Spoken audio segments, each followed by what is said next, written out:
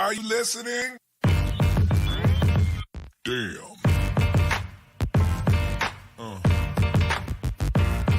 Yeah. Yeah. Yeah.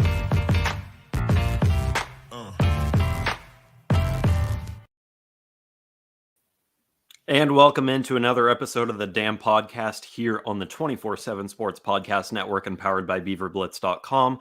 I'm your host, Carter Bahns. I'm joined, as always, by BeaverBlitz.com publisher Angie Machado.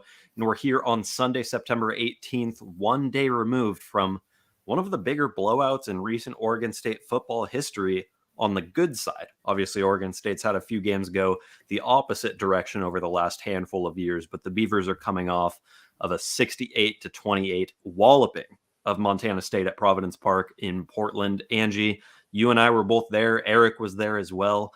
How are you feeling as we're now exactly 24 hours removed from kickoff of Oregon State's first game in Portland in, about 40 years? Yeah, I mean, first of all, they took care of business like they were expected to. And we'll get into that a little bit more in depth here when we dive into the game. But everything I've heard, I mean, you and I and Eric were up in the press box, so we didn't get to partake in the pregame festivities and the tailgating and such. But I'll tell you what, everyone I've heard from that has been said it was so fun. All the bars and restaurants around Providence Park were packed with Beavers and Montana State fans, and just super, super atmosphere. And I thought the game was a good atmosphere. I don't know if it's something Oregon State should do every year, but I think definitely every 5 or 6 years. Tailgating scene in downtown Portland is a little different than in rural Oregon, Corvallis, college town. It's a little different, but everything I have heard as well is it pretty much echoes the sentiments that you have heard with Oregon State fans just, really being blown away by not only the game day operations, but the atmosphere in the stadium as well. Obviously, the game going Oregon State's favor, a 40-point win. I think everybody was just generally pretty impressed with the whole operation. I know you and I were as well. I had expectations. I had pretty high expectations going into this for what Oregon State would be able to do with a game at Providence Park. A stadium that is known around Major League Soccer as a cathedral. Obviously, a very old venue, one that Oregon State has a lot of history in, and being around a fan base that is so Portland centric, I felt like there was an opportunity there for, a pretty good turnout, and obviously it sold out. So I was impressed by everything. It sounds like you were impressed, and everything that the two of us have heard was nothing but high reviews for what was Oregon State's first game in Portland since 1986. The toughest part, I think, for Oregon State going forward, it's just the fact that there's a small locker room. I mean, the stadium is built for a soccer team that's a third of the size of a football team. So I heard they only had 70 lockers or brought 70 guys. So they did have to limit that. They dressed in groups so they could utilize that space. But like I said, I didn't know what to expect. I kind of went in with a blank slate, and I walked away pretty impressed. It's not something that Oregon State will do again for, it may never happen again, especially with the investment that the university has put into Reser Stadium. You don't spend $150 million on renovating your stadium to go play home games outside of it. So I don't think we'll see it happen for quite some time, but I think that's unfortunate because it really was a pretty cool atmosphere. It was awesome to get, some more fans who I think wouldn't necessarily make the trip down to Corvallis for a 5 p.m. or a 7 p.m. type kickoff. I think it was cool to get those types of fans in there. I think it was cool to play in a big city, and obviously a good turnout all around from Oregon State and Montana State fans. I think it was a resounding success by all measures. And you and I had a great time up in the press box. We walked around the stadium before the game and got some fan predictions. It was cool to talk to, some families, some kids. We talked to Timber Joey, Mike Parker, Benny Beaver. Taking in the atmosphere down on the field as well was awesome. It feels like the stadium holds a lot more than 25,000 fans when Totally. you're in there, and it sounds like it too. I mean, the echoes from the wooden roof, it's like you can't even hear yourself think. Yeah. So I think as far as the volume goes, as far as just the general the crowd size goes, and obviously with the way the game went, you couldn't really ask for a whole lot more there. Yeah, I thought it was great. But I'm excited to talk about the game. But gosh, Carter, tell me the truth. Are you excited for the upcoming week? Obviously, it's USC week. It's probably the last time the Trojans are coming to Corvallis, maybe ever. It should be a top 25 matchup. It's not, because Oregon State just missed out on the top 25 by, I believe, Oregon State and 7 Washington spots. State totally deserve to be in there. Yeah. USC will be a top 10 opponent coming into Reser, and we know that when that is the case, it does not usually go the Trojans' way. So I'm excited to see how that plays out.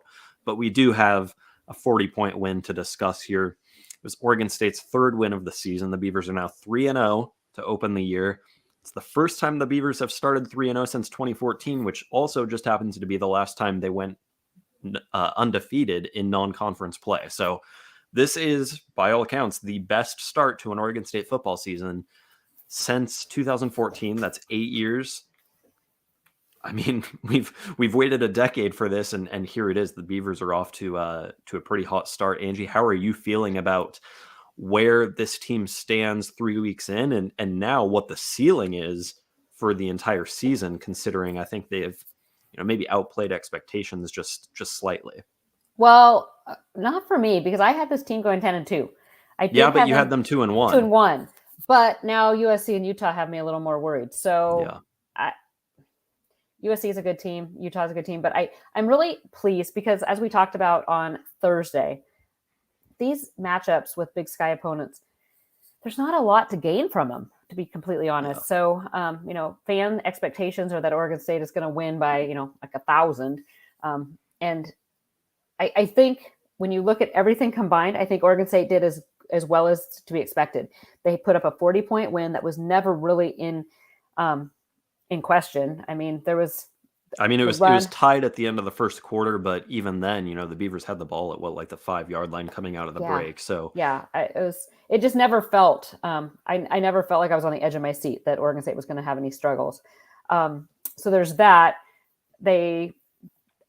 We talked about the keys to the game, establishing a run, and we can talk about that a little later about whether they did that or not. But I was really happy to see Trayshawn Harrison get targeted, and really, I thought he needed to build some confidence, because I think there's been a couple big key drops that he's had early in the season, and I think he did that.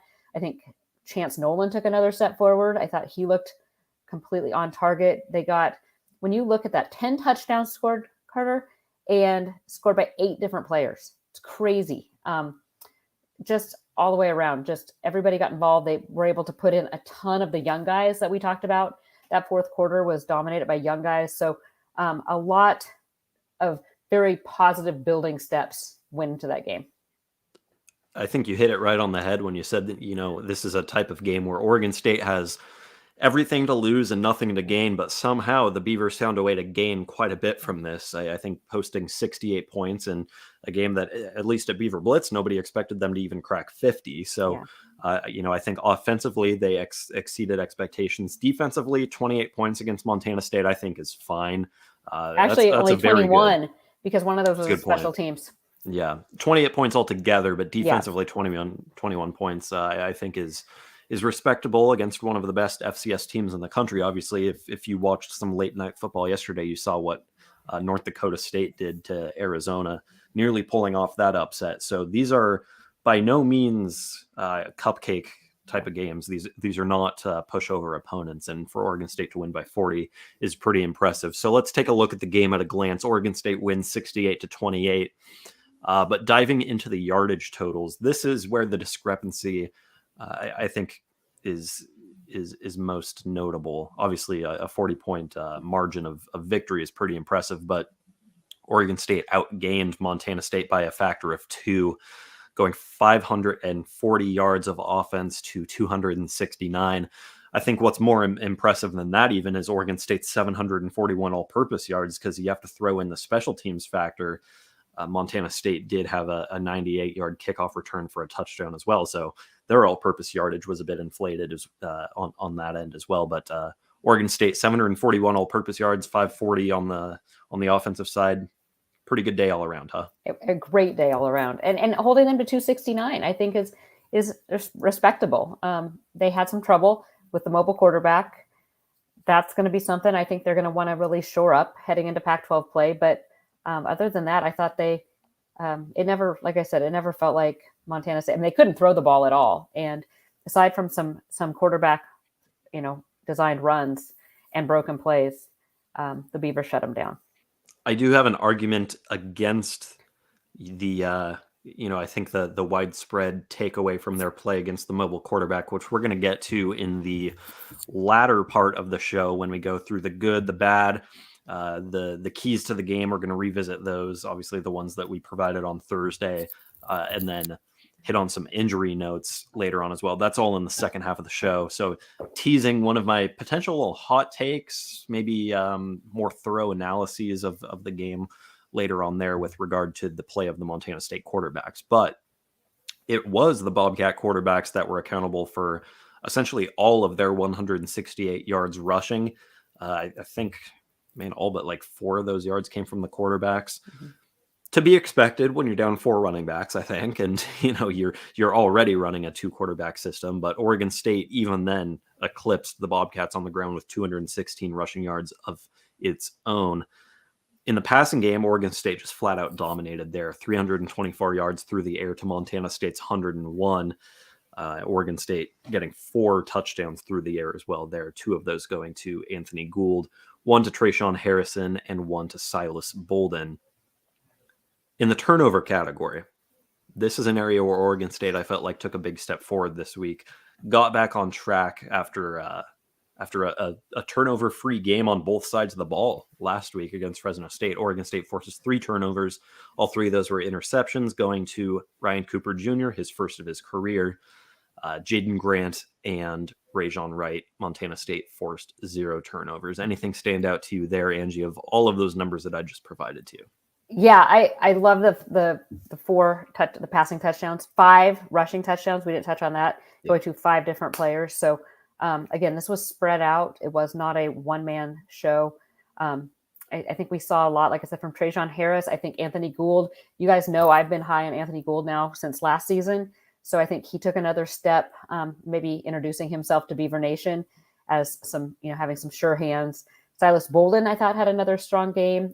Deshaun Fenwick, I thought, kind of stood out. And then how about Ben Gulbranson? He did come in and, in limited duty was able to, I think he was he 3 or 4? 3 or 4 for 48 yards, I believe. So almost identical to the line he posted 2 years ago in his most recent action before yesterday was against Arizona State on the final drive of the 2020 season. And I think he was, 5 of 7 or something very similar for about 60 yards and a touchdown. So his limited action throughout his career, he's done nothing but produce. Obviously, he's going up against, second team guys at that point in the game, but still impressive to see that from your backup quarterback. Yeah. And I really do think Chance has been looking stronger and stronger each week. Defensively, the last stat we'll touch on here before we move on to the game flow portion of this game recap episode. Tackles for loss. Not many of them on either side. Oregon State picked up 4, Montana State 2. So I think a testament to Oregon State's offense getting downhill there, only getting stopped in the backfield twice.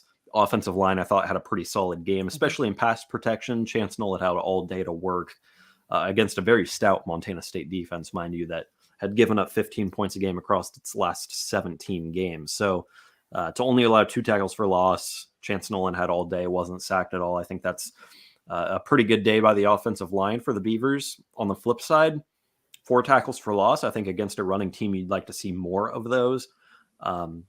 But at the same time, the no sacks, I don't think is particularly surprising considering just how rarely the Bobcats even attempted to throw the ball. Yeah. But I would have liked to have seen a few more tackles for loss. Just to, the momentum that brings. Moving on to the game flow. This is the bulk of our game recap episodes, where we just go through all of the drives, all of the big plays, and kind of give our thoughts as if we were rewatching the game. So we're hitting on all the highlights here. This is going to be like an absolutely loaded section this week, because when the teams combine for almost 100 points, things Poor Carter. I have to build up. So I'm sitting next to Carter in the press box, and he is like at his computer, and I'm like leaning over to like give him my hot takes, and he's just like, "Stop! I gotta work." He has me chirping in his ear. So hey, it's all out of respect. It's not a hey, shut up, I'm trying to get to work. It's a okay, give me a second. Let me type out what just happened. And it's even tougher in a game like this, where you've got teams scoring touchdowns, and then immediately on the ensuing kickoff, it goes for 7 more. And then 2 minutes later, the other offense is scoring on a big play. And it's like, there's no breather. So no, just know, you guys, that Carter's working working his fingers to the bone doing this stuff, because he is keeping track for all of us. Cause then it helps me and it helps Eric with all our thoughts. Cause then Carter has all the good hot takes. It was about 4 hours of just nonstop action. So nonstop action. As I look at the rundown that I've put together for this episode, we have an entire page worth of just drive by drive, play by play type stuff. The first quarter though went super fast. It was like a half an hour and not a lot. And it started kind of inauspiciously for Oregon State. Actually, I was a little concerned with the way things got going. Obviously, you want to be crisp against an FCS team and work to put them away early. But with Oregon State getting charged with the penalty on the opening kickoff, having to take a timeout to work through some sort of miscommunication before the first snap from scrimmage, I was like, man, that's about as bad of a start as you could ask for the Beavers. But then they silenced myself and I think anybody else who might have had any doubts of how they were going to play in that game, with a 90-yard scoring drive, 7 plays. Deshaun Fenwick breaks free for a 25-yard rushing touchdown. Good to see him get into the second level of the defense, because we haven't seen much of that from really any of Oregon State's running backs. It was a trend throughout the game that we saw, quite a bit of that. But Fenwick picking up the 25-yard touchdown on the opening drive. Angie, did you feel like that kind of set the tone for the rest of the way? I did, but then moving to the next drive, Montana State totally just picked apart Oregon State. They just were able to run at will, basically. And that ended it with 58 rushing yards and a touchdown, a 7-yard touchdown drive or run. So it's 7-7 in the first quarter. While I know it's a long game, and Oregon State, I felt in my heart, would wear them down. That was not really maybe the start I was expecting. I really hate to disrupt our flow here, but in the YouTube chat, and thanks to everybody for watching live on YouTube, I'm going to throw this comment up here on the screen. Lucas Aguilar shares with us that Pete Thamel at ESPN has just tweeted that Jonathan Smith is a, quote, name to watch for the Arizona State head coach vacancy, which obviously just popped up with Herm Edwards getting fired a couple hours ago. Lucas would love to hear our thoughts on this, he says. And I think it's, frankly, I think it's laughable. I mean, Jonathan Smith is not leaving Oregon State for anybody anytime soon, but let alone another rebuilding project at Arizona State. Yeah, he's got a lot of work to do at Oregon State before and especially, like I said, the dumpster fire that is ASU.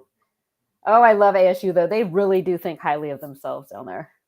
Pete Thamel, obviously one of the great college football journalists, but throwing Jonathan Smith as a name to watch out there for that job, that's a head scratcher for me, I'm not gonna lie. But back to the game flow of Oregon State's 40-point win over Montana State. The Bobcats bounced back pretty quickly, actually, from giving up a 90-yard scoring drive. They carve up the Oregon State defense themselves, and most of it was done on the ground with the quarterbacks. Tommy Mellott and Sean Chambers combined for 58 rushing yards on that drive, and Chambers punched it in with a 7-yard touchdown to tie things up at 7. And that was the end of the first quarter, basically. I mean, Oregon State drove down the field, but after 15 minutes, it was 7-7. What were you feeling, Angie, at that point? Did you feel like Montana State was going to kind of hang around a little bit? I felt like it was just a case of, two teams putting together a couple of drives, and Oregon State didn't really have any opportunities to pull away yet. I didn't think it was a matter of Montana State saying, hey, we're here to battle with you. Yeah, I mean, I don't think I ever felt like the game was going to be in the balance, but it did make me kind of stop just at the ease at which their first drive they scored. I think that was the more concerning element. And, even when I was putting together game predictions and stuff, I said this might take a while for Oregon State to pull away. I think it'll eventually happen. But with these games, it's not uncommon to see these slow starts, and 7-7 after one quarter is certainly within the realm of possibility. But I was a little concerned, as you said, with just how the Bobcats were able to do that. I mean, 58 yards on the ground. It was very methodical. There were no big plays. It was all, here's 5 yards, here's 10 yards, moving down the field and scoring. But to Oregon State's credit, it did pull away, and that started on the ensuing possession. It was the first play of the second quarter, actually, that Oregon State scored. Chance Nolan found Trayshawn Harrison for 6 yards. It was an impressive catch. I think potentially even more an impressive of a throw from Nolan to kind of lob it up there in the corner of the end zone, in heavy coverage. Mm-hmm. But credit to both of those guys for making a pretty impressive play that I think helped Oregon State build some momentum there. Yes, absolutely. Like I said, one of the things I wanted to watch was seeing Trayshawn Harrison get some confidence in pass catching, and I think he did that this week. Harrison ended up with 8 yards for 8 receptions for 133 yards and that touchdown. He had 10 targets on the game as well, so he was targeted more than anybody. You and I both said Harrison needed to have a big game with Luke Musgrave out, and I think as we go into USC week, we're going to be tooting that horn again, because I'm not entirely sure we're going to see Luke Musgrave this week. And so if that's the case, Trayshawn Harrison needs to step up and be Oregon State's go-to guy, and he certainly did that against Montana State. Absolutely. Yeah, between him and Anthony Gould, I think, well, and Silas Bolden. I mean, there you have, three, very capable wide receivers. Best way to build onto a lead is to take the ball away, give yourself some extra possessions, and Oregon State did that on its next defensive drive with Ryan Cooper Jr. coming down with his first interception as a Beaver. Oregon State took over at its own 42, and we'll get to the scoring play in just a second, but that was Montana State's second passing attempt of the day.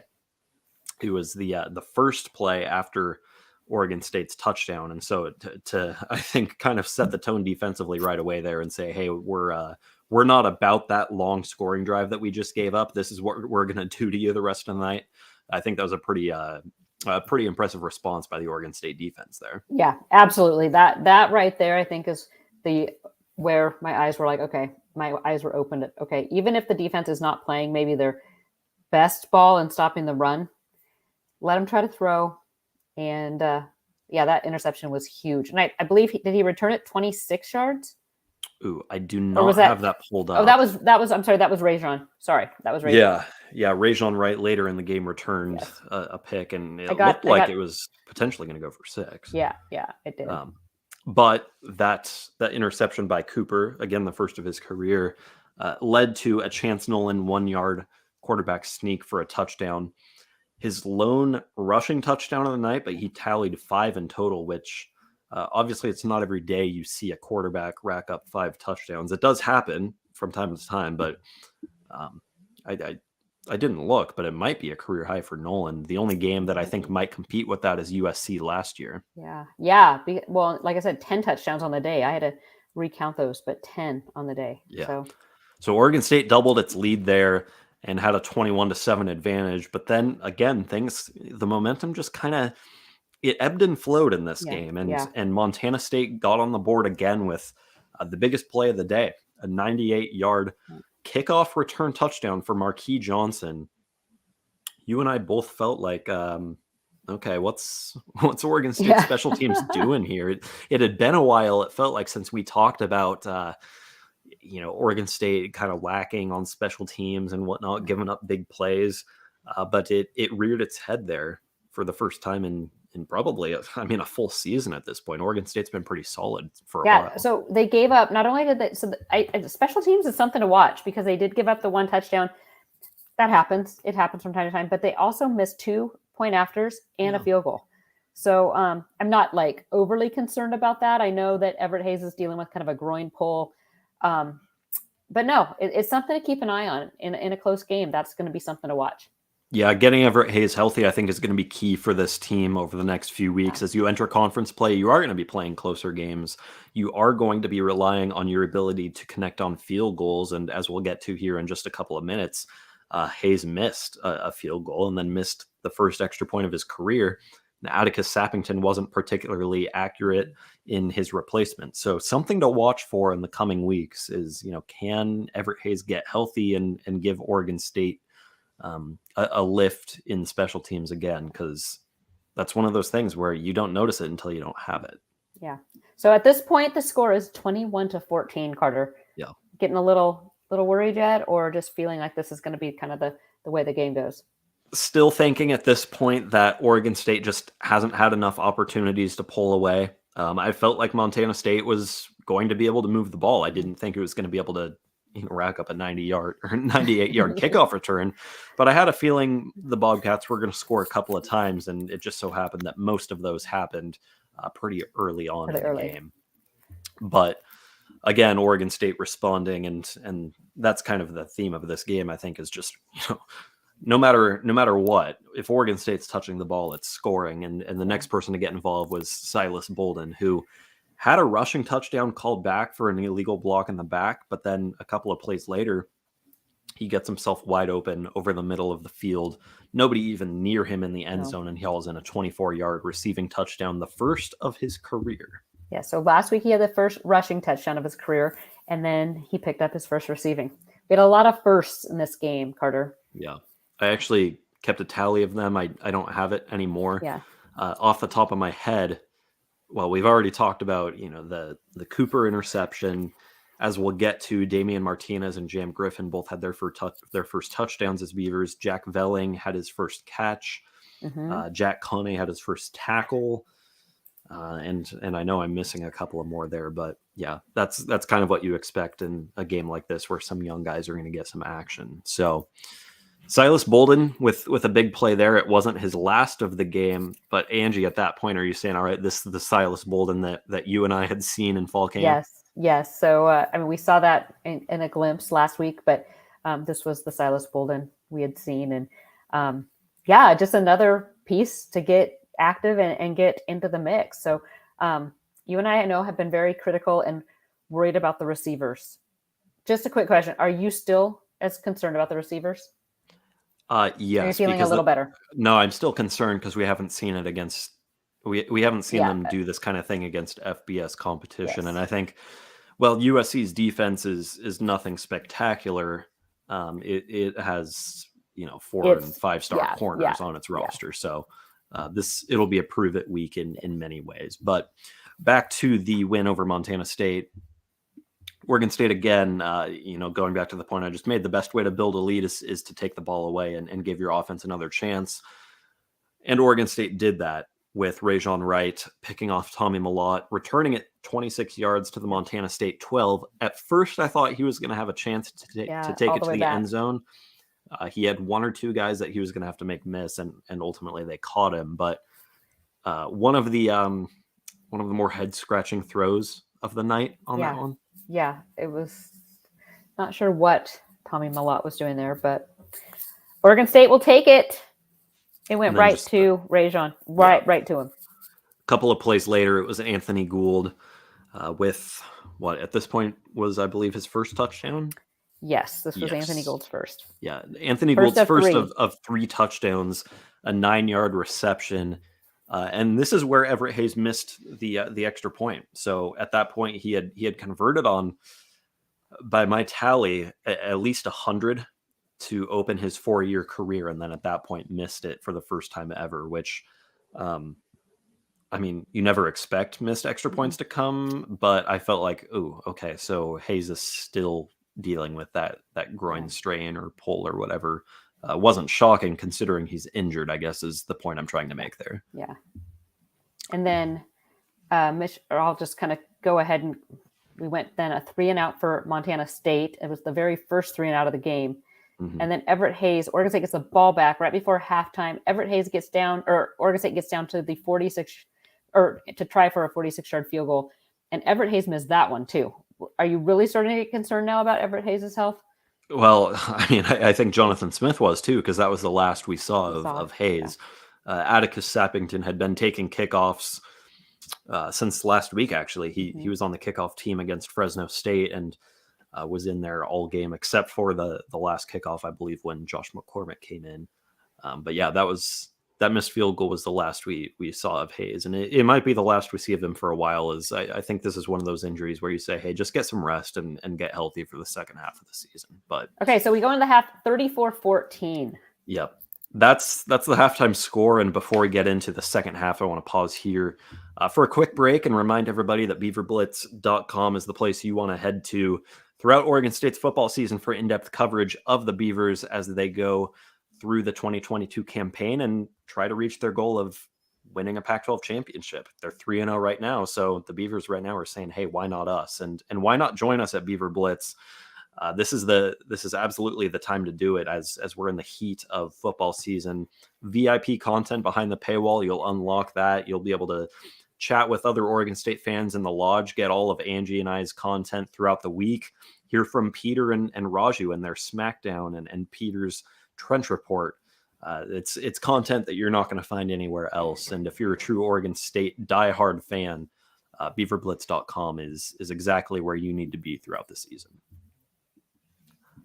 Moving into the third quarter, Oregon State has that 34-14 lead. And I think at that point, we're saying, all right, this is where Oregon State's going to start to run away with it. I think Montana State had pretty much put up all of the fight it was going to. And we saw that as the Bobcats go 4-and-out on their first possession of the second half. They punted it away to Anthony Gould. And Angie, tell me why that was not a good idea. That's not a good idea because Anthony Gould responded. So here we've gone weeks and years. I mean, it seems like since we've seen any team take a return to the house, we see in the first half Montana State do it. Anthony Gould takes it 80 yards for the touchdown return. And it felt like that was almost like the nail in the coffin right there. It was, okay, this is not going to go Montana State way, especially when they went 4-and-out to start. That was an electric run. The crowd got really loud, really rowdy, and just led to more good things for the Beavers. Atticus Sappington missed the extra point there, so that was 2 PATs in a row that the Beavers missed. But I think overall you have to look at special teams as a win for the Beavers just because of what they were able to do. And, in the positive category, and Anthony Gould's 80-yard punt return touchdown there was one of those. And that was his second touchdown of the day. Yep. It wouldn't be his last. But we also heard after the game, Angie, that that Gould had been waiting for an opportunity to break free in the punt return game. Jonathan Smith and Gould himself both said going into the year they felt like it could be a weapon. They think they have a very strong punt return group, and it's interesting to me that they singled that out and didn't include the kickoff return group there too. I think they just like the way that things set up to return punts in particular, and we saw why as Anthony Gould broke free for an 80-yarder and later on had a 41-yarder to boot. So pretty impressive game from him there. The Bobcats did respond for the first time in a while, actually, with Sean Chambers punching in a 8-yard touchdown run, his second of the game.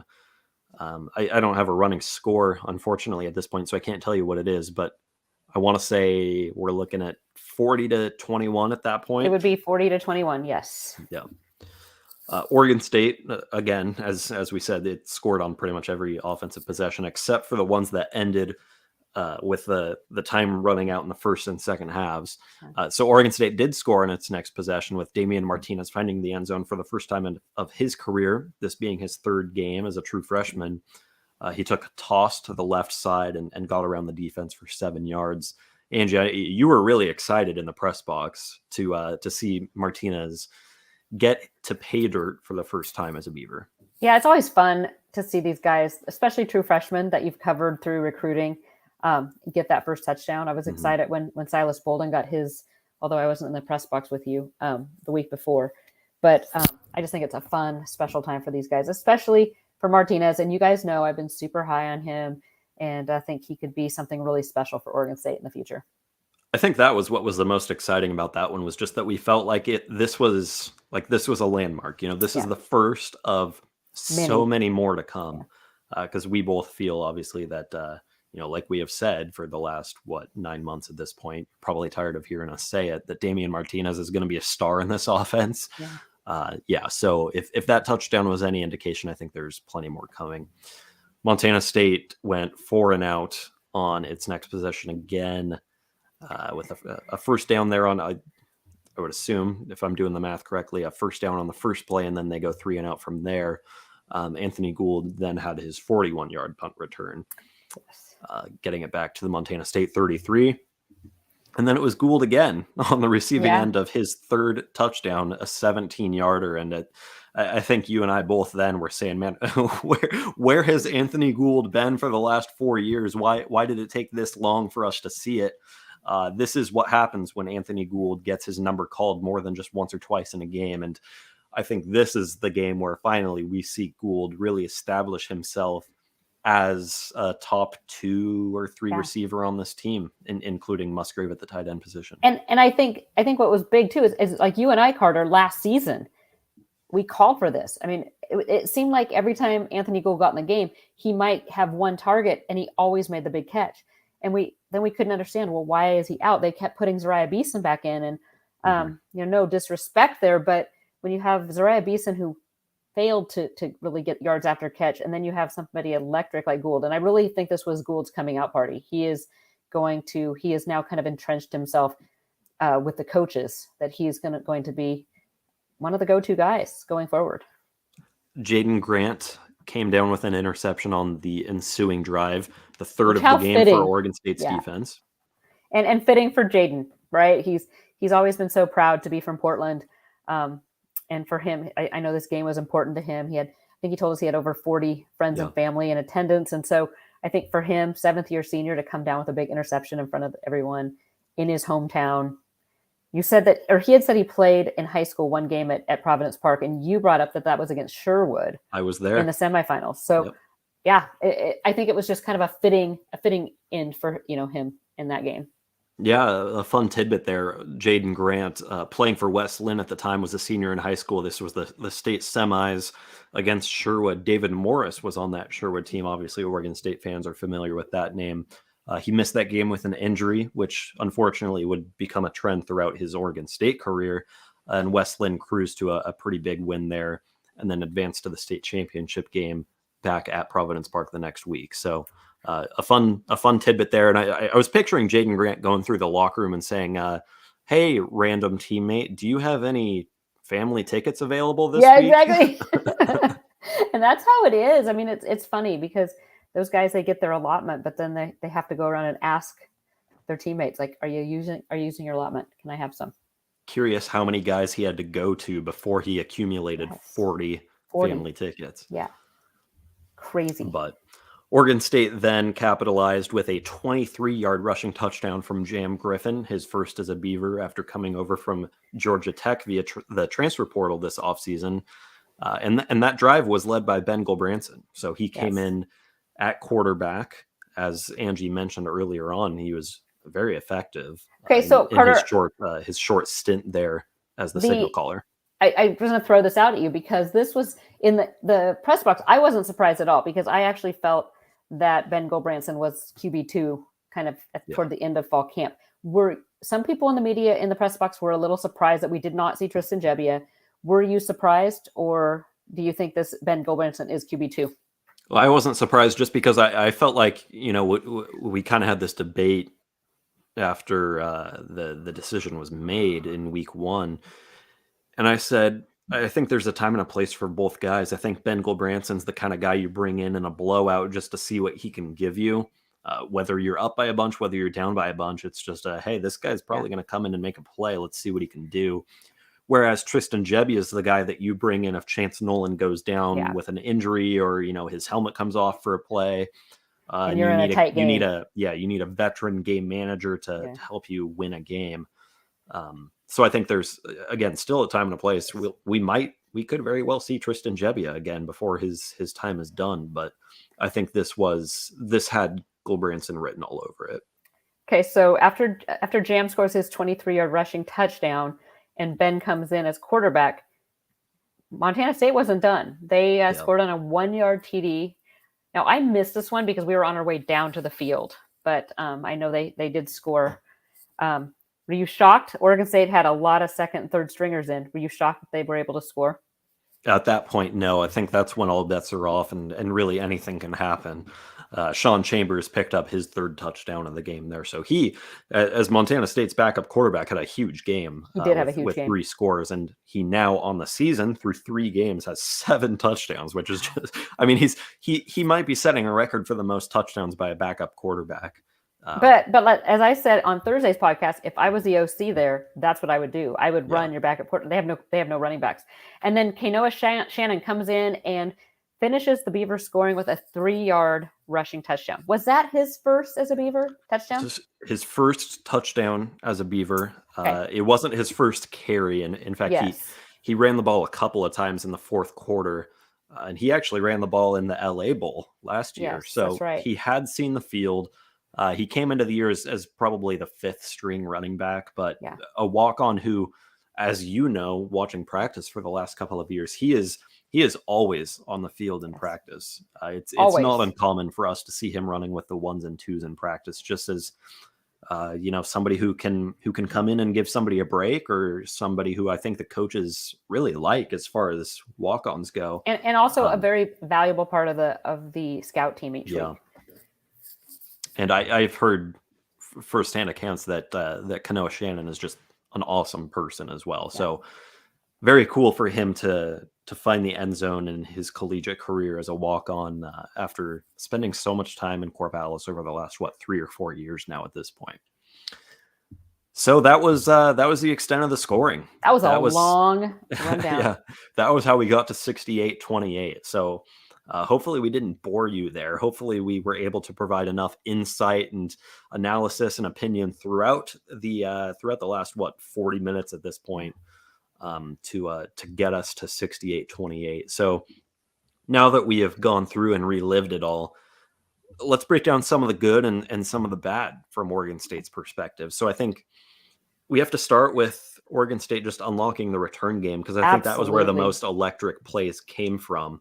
Obviously, Gould had the 80-yard punt return touchdown. He had the 41-yarder. Silas Bolden, I don't know if we mentioned it, had an 80-yard kickoff return as well that went down to the 20-yard line instead of a touchdown. So electric, like you said. All around, electric play from the return game. And having that unlocked and having that as a weapon is something that can totally flip the script of a game. So huge thing to see. Yeah, a comment just came in the YouTube chat, KookieBots Dynasty, saying, I think they're still trying to figure out the kickoff returns. They've used a few different guys, sometimes Bolden, sometimes Martinez, or others. And yeah, when they released the depth chart in week 1, we saw 4 guys listed as punt returner or kick returner. I think 2 at the other one. So they had 5 or 6 guys listed, and I wasn't surprised, just given how many guys we saw take reps there in fall camp. With regularity, there were 4 or 5 guys, and just nobody really emerged. Even a little jackhammer from time to time. Mm-hmm. I do think that it's just a product of Oregon State having so much speed on its roster this year. Yeah. You know who I'm surprised that we're not seeing more of in the return game is Josiah Irish. Speaking of speed. All right. Outside of the return game. Yeah, what is some more good? The passing game, I think, remained ultra efficient. Chance Nolan's final line was 19 of 25 for 276 yards, 4 touchdowns, and no interceptions. It really doesn't get much better than that when you're completing about 75% of your throws and scoring a handful of times and not giving it to the other team. That's about as good as it gets from the quarterback position. And then the wide receiver stepping up. Like I said, Harrison had 8 catches for 133 yards, 1 TD.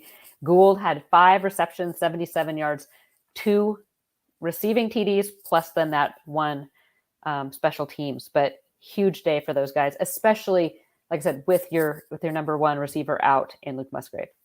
So I felt like in the running game, and we'll shift gears here to that element. In week 1, it was disappointing. in week 2, it established itself a little bit more. It was there a little bit more reliably, but it wasn't like it But it wasn't came in electric, spurts. Yeah. right? Like you didn't see the big runs that we've become accustomed to with Jamar Jefferson, Artavis Pierce, BJ Baylor. You go down the line. We didn't see any of the big plays. A couple of them this week, but really only for 25 or 20 or 17. None of the huge explosive plays. So I'm curious, Angie, if you felt like the running game was established more this week than in weeks past, and if it is starting to live up to your expectations, or if you feel like there's still room to grow. Because you look at it, 4 different running backs scored. Each running back had at least 23 yards. The team averaged 5.1 yards per carry across the board. There's really not much to complain about there. Yeah, you look at the stats and there's nothing to complain about, but I'm with you. I don't feel like it ever felt like it gets established. And I think part of that is by design, and that they're constantly rotating players. And part of me would like to see one guy kind of get the bulk of the carries. Not that there's not a lot of talent there, but I feel sometimes these guys don't have a chance to kind of get into that game rhythm because they're getting pulled every other play and subbed in and out. So I personally would like to see them maybe go with Fenwick for, and I'm not saying the whole game. Yeah, you need some guys to take some reps and give those guys a rest, but nobody's getting a chance to really establish themselves. Maybe this is all preseason design. I don't know. It just doesn't feel cohesive. So let me play devil's advocate there a little bit. And I completely agree with you. But looking at the flip side, last week against Fresno State, Deshaun Fenwick carried the ball 19 times. He was far and away the featured back, and I think racked up about 102 yards and had a touchdown. So Oregon State did rely on one running back there, but it still didn't give you what I felt like we've become accustomed to, or what we're looking for, or what the coaches hope to get out of the running game. And I think maybe as Beaver fans and some people that have covered the team as long as we have become accustomed to maybe being a run first offense where you rely very heavily on the running game. And maybe this season they look to be a little more balanced or go the passing game a little more. And that seems really weird saying that, since our biggest question mark on this team is the receivers. But like I said, you look at that stat line, 4 different running backs and Nolan all scoring 5.1 yards a carry, but it just feels like it's in little spurts, and we're not seeing kind of that workhorse just able to pull off big chunks of yards at a time. And you know where that comes from, I think, a little bit is exactly what Connor Johnson just said in the YouTube chat. We don't have a patient zone run type guy like a Jefferson, Pierce, Baylor, etc. And one thing that I have seen from the running backs through 3 games that I think is a little concerning is just the lack of vision from some of those guys. We're seeing the offensive line open up holes, but they don't always get there because they're getting hit by somebody else because they made the wrong read, and that is something they're not cutting it back, or they're not getting outside and instead trying to power through the line. And that's something, if you're not in the lodge, you need to be there, because Peter Riley Osborne does his trench report each week where he actually has video where he slows it down, breaks things down. And you guys, I am a huge fan of Damian Martinez, young Damian Martinez, but that is something that Peter highlighted. And it's just the vision that some of these guys are missing in finding the actual open hole. So if you watch it slowed down, they go one way, and if they would have taken the other hole, it would have been a touchdown or a big gain. So I think you're absolutely right, Carter, and that's going to be something that maybe takes a little time and practice to develop. Yeah, the only way you can improve that is just through extra reps. Yeah. But defensively, one area that I think obviously stood out as very impressive was the 3 interceptions. So matched the total against Boise State with those 3 takeaways. The 3 interceptions, Oregon State had 5 takeaways against Boise State, but that improves the season-long turnover margin to +5, and huge. That's huge. That's big. Like there's no way around it. If Oregon State can keep up even a +3 turnover margin throughout the season, anything +2. Positive. +2 in Pac-12, they're going to win a lot of games. Yeah. It's been one of those defensive keys, one of those points of emphasis for so many years, it feels like, of just Oregon State trying to take the ball away more. And that was one of the things that Tim Tibesar harped on week in and week out when he was still the DC for 3.5, 4 years was, we're just trying to get improvement in the turnover game because we feel like that's going to unlock so much for this team. And we're starting to see that kind of come to fruition this year. And it makes sense considering how talented that back end is. On a similar note, I think Oregon State took away the passing game altogether for Montana State. Yeah, they couldn't pass. So, Angie, the game plan we learned after the game was to force Montana State to throw the ball. Yeah. Obviously, the Bobcats have a prolific rushing attack, and the Beavers wanted to get them to do that. Tommy Malott going 9 of 18 for 101 yards with 3 picks. Can you ask for much more from the defense there? Yeah. I mean, if just flip that around. If that was Chance Nolan, we'd be bemoaning Oregon State's offense right now. Yeah. The Beavers, all in all, not only took care of business, but I think just flat out dominated one of the best teams in FCS. Yeah, I mean, it wasn't a Sac State or a Portland State that they demolished. This was a very good team. A team that has been to the second round of the FCS playoffs in each of the last 3 full seasons. It made it to the national championship last year, ran into the buzzsaw that is North Dakota State, but a team that will be competing for a national title again this year. You just beat them by 40 points, and I think that's even better than really anyone was expecting. In fact, better than anybody in the Blitz. Anyone on Blitz expected. Yeah, the 68 points were more than any of us predicted at BeaverBlitz, and were actually the most Oregon State has scored since 2012 when it posted 77 against Nicholls State in that 77-3 win in the Alamo Bowl year. So if that's any indication of what Oregon State's capable of this year, I mean, that was a 9-win team back then. I think that was a December game, if I remember correctly. It was after the season because of one of the hurricanes that came through. Okay, so we talked about some good, Carter. What are some of your areas, maybe the bad from Saturday night? The 98-yard kickoff return. I think kickoff coverage has been a concern over the last 2 weeks, and I'm curious how much of that is just because the ball is not staying up long enough for the return team to get down the field. It's not making it far enough that returners feel like, oh, well, I might as well just let it bounce in the end zone. I think the fact that Oregon State's going with a backup kicker on kickoffs is kind of limiting what the coverage team can do a little bit there. I'm also concerned about their ability to stop and slow mobile quarterbacks. It kind of seems to be the issue year in and year out. And so I'm anxious to see, because right there between Boise State and Montana State, there's a blueprint on how to attack Oregon State's defense. And some of those teams are going to have some fun with that.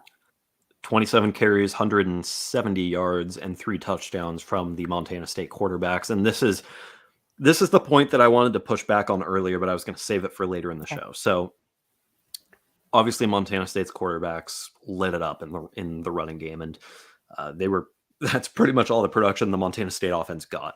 Okay. But Angie, I think this is the distinction we have to make after watching this game. It's Montana State quarterbacks weren't sitting back there trying to throw the ball and then scrambling.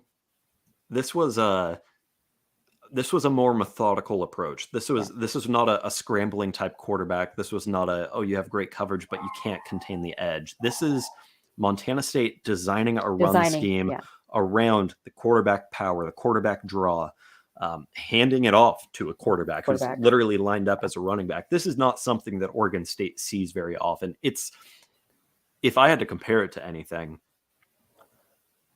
how would we analyze Oregon State's run defense if it was to play Air Force or Navy or a triple option team? I feel like we'd come out of that game saying, well, we can't really get a read on it because we know that team's going to run it 60 times a game. Yeah. I feel like this is one of those situations where you could line Oregon State up against a Taylon Green or a Caleb Williams, let's say, next week. And you could see something totally different, because I don't think the way that Tommy Malott and Sean Chambers were running the ball is anywhere similar to what you would see from one of those types of quarterbacks. I agree, but I can see someone like Utah maybe designing some runs there, and it'll be interesting. I just think, but you're right. I think, and same with Boise State when they brought Taylon Green in. Oregon State hadn't prepared for that. They were expecting the 3-year starter Hank Bachmeier to go the duration of the game. So those designed runs, and the fact that Oregon State took away the pass, they became a very one-dimensional team, and we didn't see them break free as often than later in the game. Let's remember too, last week Jake Haener had like basically no opportunities outside of the pocket. So I think the sample size that we have seen so far is not entirely conducive to analyzing Oregon State's ability to stop mobile quarterbacks. And a comment just came in the chat that calling Machado a mobile quarterback is unfair. He's basically a running back. That's kind of the point I was trying to make there. Is I just think this is apples and oranges when you're trying to compare You're Oregon right. State's It would be ability to slow somebody like Caleb Williams down in the running game. Yeah. Anything else that stood out to you that wasn't great this week? Penalties from Oregon State. A couple kind of stupid penalties, a block in the back, the unsportsmanlike after the touchdown from Harrison. Just clean it up. But 6 penalties for 65 yards. I'm not going to complain too much about that. It's better than 10, which they had in week 1. I so mean, they're getting better. I mean, they're getting better. And 6 for 65. I mean, at this point, I feel like I'm nitpicking because seriously, they won by 40 points. It was never in question. And I feel like I'm just looking for something to pick at. So I'm not even going to worry too much about that. I agree with you there. On the injury front, Trey Lowe, Luke Musgrave, we knew were going to be unavailable coming into this game, but it was a surprise for you and I as we were standing on the sideline before the game to see a couple of these players not suited up. So Andrew Chatfield Jr., outside linebacker, defensive lineman Joe Golden, and offensive lineman Marco Brewer were all unavailable due to injuries. Jonathan Smith said after the game, when Angie asked about them, that they should hopefully be back for USC. So this seems like a one-game absence. Well, we hope, but Carter, you know how Coach Smith is with injuries and how all coaches are. I mean, I already have given my prediction on what he's going to say about Luke Musgrave. He's going to say tomorrow that Luke Musgrave is day-to-day, and they will watch it. Saturday for the game, we will be there, and Luke Musgrave will have his jersey on, and he'll be out in the field for warm-ups. He may even be in full uniform, and then we may or may not see him. But we get nothing, and they like to keep it that way. Just my opinion here, but I'm going to say I don't think we see Luke Musgrave against USC. So I don't either. Again, another but Chatfield, Golden, and Brewer, out of those 3, no visible braces, slings, crutches. They all jogged out on the field. So I'm hopeful that that's a very minimal thing. They seem to be kind of those minor things that you don't want to push it, especially when you're playing a team like Montana State that you should theoretically be able to beat without them. Okay, you think we see Alton Julian? Yeah, so Alton Julian, we thought he might get in. Jonathan Smith hinted towards a potential return this week. Not entirely shocking that he didn't get in. Although I will say, and he was suited up. I felt like maybe this is an opportunity to kind of ease him back into it, not throw him to the wolves, so to speak, as you might when you're going up against Jordan Addison, Caleb Williams, Travis Dye, some of those guys on the USC defense. Maybe give him an opportunity against FCS caliber athletes to go in and get his feet wet. So I thought maybe we would see him. But no, it's looking more like this week would be the more realistic. But how bad would you feel if you tried to ease him in and he plants wrong? And then you're kicking yourself. Like, why didn't we just give it a little more time? Feels like a lose-lose in that case. So. And then Everett Hayes, do you think we see him this week? Again, it's just my gut here, but my gut tells me no. I just think that groin, the only way it's going to heal is if he rests it. Right. And the reason I say no is because we know he was playing injured last week and it didn't get any better this week. And I think just the fact that he tried to play through it again, like you said, I mean, he wasn't resting it, so it didn't even have an opportunity to get better. Okay, so I want to just ask you, Carter, just revisiting the keys to the game that we had on Thursday. Yep. First one we had was to limit turnovers. Did the Beavers succeed? They had none, and they won the turnover battle 3-0. Yeah, this was my offensive key, and I know you had a different one, so I don't have it in the rundown because I'll be honest, I can't remember what you said. Oh! I wanted to establish a run game. Yeah, I was going to say, I think it was to establish the run game, but I couldn't remember for sure, so I was going to lob that up to you and let you take that. But yes, they delivered on my key, which was to limit turnovers. I said They couldn't afford to give Montana State any extra possessions. That's exactly how you lose to an FCS team. They did the opposite. They took it away 3 times and held on to it, and that's why you saw the lopsided score. But Angie, to your key, again, I already kind of asked you this, but if you had to say yes or no, did they establish the running game? Statistically, yes, they did what they needed to do. So we'll go with yes there. And I'd like to see more, but again, I'm not going to nitpick. Okay, we both had the same defensive key to contain quarterbacks. So technically, we have to say no here, just because they did combine for 170 rushing yards and 3 touchdowns. Everybody else on the Montana State roster combined for -2 rushing yards on 5 carries. So I mean, we were contemplating what we might see from a team that has 4 running backs out. They were handing it off to quarterbacks, receivers, 1 other running back. And everybody that wasn't a quarterback combined for 5 carries and -2 yards. So, hey, if the Oregon State run defense wants to look at a stat and say, hey, that's a win, there you go. They stopped non-quarterbacks pretty often on Saturday. Yes. But like our commenter said earlier, they were using Sean Chambers basically as a running back. So I think somebody might have listened to me the other day, Carter. If the Montana State coaching staff wants to admit that they're listening to the damn podcast. So Oregon State, for the most part, delivers on our keys to the game, offensively at least. Defensively, didn't contain the quarterbacks, but again, like I said, really hard to gauge that because, I mean, they're using quarterbacks as running backs, as fullbacks, you name it. That was a very unique game. I don't think Oregon State's going to see many teams with 4 running backs out in the near future. But and the defense really only allowed 21 points, so that is a win.